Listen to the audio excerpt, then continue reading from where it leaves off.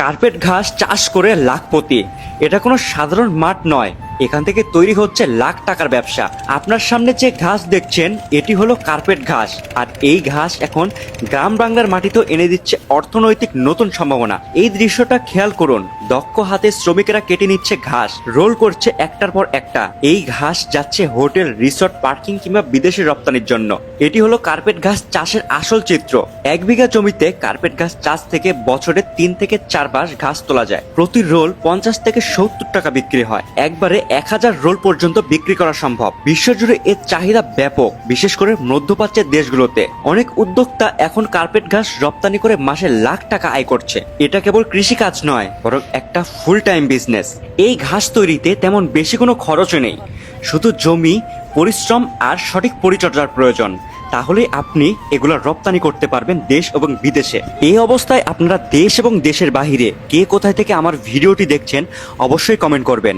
পরবর্তী ভিডিওতে আপনাদের নাম আমি উল্লেখ করব, কারণ আপনারা যদি কমেন্ট করেন আমি ভিডিও বানাতে আরো উৎসাহ পাই। আর গত ভিডিওতে যারা কমেন্ট করেছে তাদের নাম এখন আমি উল্লেখ করতেছি। এমডি আনারুল ইসলাম সিলেট থেকে, শ্যামল মালাকার কমলগঞ্জ থেকে, শাম্মী আক্তার নাটোর থেকে, চাঁদনী সরকার রংপুর থেকে, শঙ্কর চক্রবর্তী কলকাতা থেকে, বলরাম মাহাতো রাজশাহী থেকে, রানী সরকার বরিশাল থেকে। আপনারা যে যেখান থেকে কমেন্ট করেছেন আপনাদের জন্য অসংখ্য ধন্যবাদ। আচ্ছা, এখন আমি চলে যাচ্ছি ভিডিওতে। ঘাস কেটে এমনভাবে রোল করে পাটের যে দড়িগুলো রয়েছে সেগুলো মোড়ে বাজারজাত করা হয়, বিক্রির জন্য প্রস্তুত একদম পেশাদার পদ্ধতিতে। গ্রামের মাটিতে লুকিয়ে আছে স্বপ্ন পূরণের চাবিকাঠি। কার্পেট ঘাস তার জীবন্ত প্রমাণ। আপনারা যারা ঘরে বসে রয়েছেন, আপনারা এই কাজ সম্পর্কে ভালো মতো তথ্য নিয়ে যাচাই করে আপনারা কিন্তু এই কাজ শুরু করতে পারেন এবং অর্থ উপার্জন করতে পারেন।